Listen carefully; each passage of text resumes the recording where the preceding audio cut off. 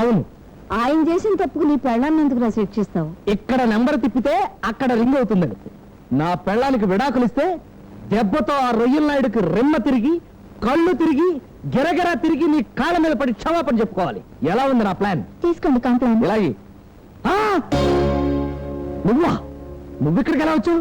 నడిచి. కుక్కేవలే పేను. నడిచి కాకపోతే పాక్కుంటూ వస్తుందా? నువ్వు నోర్మై. అమ్మా, దీన్ని ఎక్కడికి ఎందుకు రాంచావు?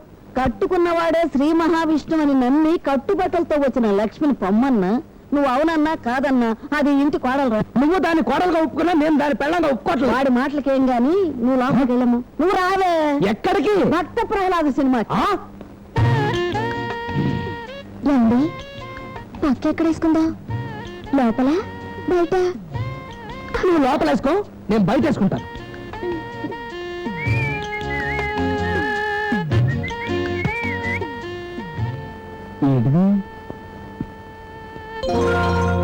నువ్వా? నువ్విక్కడికి వచ్చేసేంటి?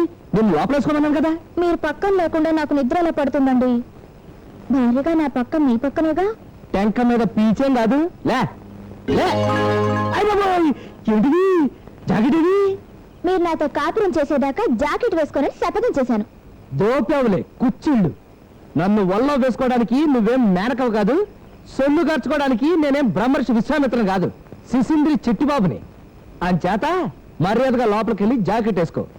తాపం ఎక్కువైపోయిందనుకో, తలారా చన్నీళ్ళు పోసుకో.